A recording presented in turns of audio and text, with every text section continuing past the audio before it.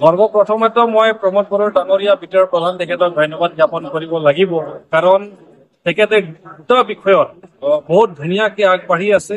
যিটো বিষয় নেকি চবতকে বেছি স্পৰ্শকাতৰ, যিটো বিষয়টো লৈ বহুত জাতিগত সংঘাত হৈ যায়, দাঙ্গা ফাসাদ হৈ যায়। এটা হৈছে জাতি জনগোষ্ঠী হিচাপত সকলো জাতি জনগোষ্ঠীক সন্মান জনাই আছে, আৰু দ্বিতীয়টো হ'ল ধৰ্মাৱলম্বী হিচাপত তেখেতে বিভিন্ন ধৰ্মাৱলম্বীৰ মানুহক সন্মান জনাই আছে।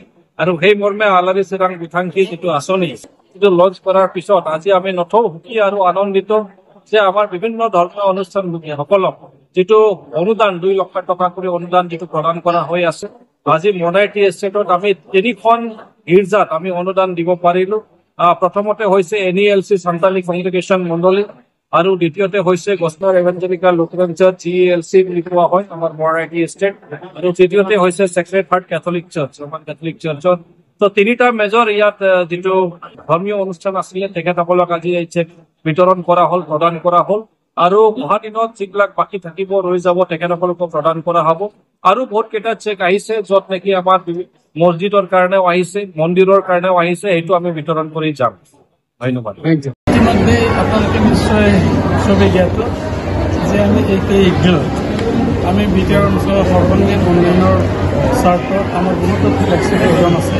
তাৰে আলাৰী চিৰাং এটা আমাৰ অতি প্ৰয়োজনীয় এটা আমাৰ ফ্লেক্সি স্কিম হয়, আৰু এই আলাৰী চিৰাঙৰ দ্বাৰাই আমি আমাৰ অঞ্চলত থকা আমাৰ ধৰ্ম অনুষ্ঠানসমূহ যেনেকৈ ইয়াৰ মন্দিৰ থাকিব, মছজিদ থাকিব, আমাৰ মছজিদান থাকিব পাৰে, চাৰ্চ থাকিব পাৰে, এইবিলাকৰ কাৰণে আমাৰ সন্মানীয় বিটিআৰ চিফ প্ৰমোদ বড়ো ডাঙৰীয়াই 2 লাখ টকাতে অনুদান আগবঢ়াইছে, আৰু আমি সেইদিনাৰ পৰাই আমি কাৰ্যসূচী পাইছোঁ। আজি আমি ইয়াত মনাই টি ষ্টেটত আমি আহি পাইছোঁ, আৰু এই মনাই টি ষ্টেটৰ অন্তৰ্গত 3টা স্বাস্থ্যক আমি 2 লাখ টকাকৈ চেক প্ৰদান কৰিছোঁ, আৰু আমি ভাবিছোঁ আমি যিখিনি অৰ্থ প্ৰদান কৰিছোঁ সেইটো যথেষ্ট নহয়, তথাপিও আমাৰ চৰকাৰ তৰফৰ পৰা যিখিনি পৰা যায় সেইটো আমি দিবলৈ চেষ্টা চলাই আছোঁ। আৰু আজি ইমান এটা ভাল সুন্দৰ পৰিৱেশ ইয়াত আমাৰ ৰাইজে বহুত বোৱাৰী জানাইছে, ইয়াত চবেই গোট খাইছে, আৰু আমাৰ সন্মানীয় বিটিআৰ চিফৰ বড়ো ডাঙৰীয়াক প্ৰশংসা কৰিছে যে তেওঁলোকে পদক্ষেপ আমাৰ অঞ্চলৰ কাৰণে বা আমাৰ সমূহ বিটিআৰ ৰাইজৰ কাৰণে বহুত ভাল হৈছে।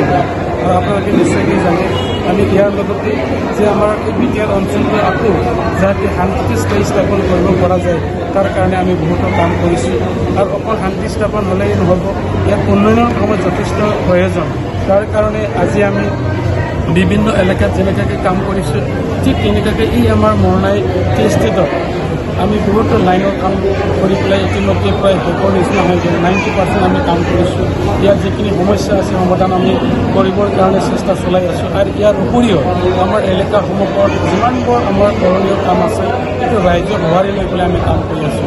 আকৌ ভৱিষ্যতলৈও যাতে আমাৰ প্ৰমোদ ছাৰে ভালদৰে যাতে কাম কৰিব পাৰে তাৰ কাৰণে আমি ৰাইজক সহায় বিচাৰিছোঁ।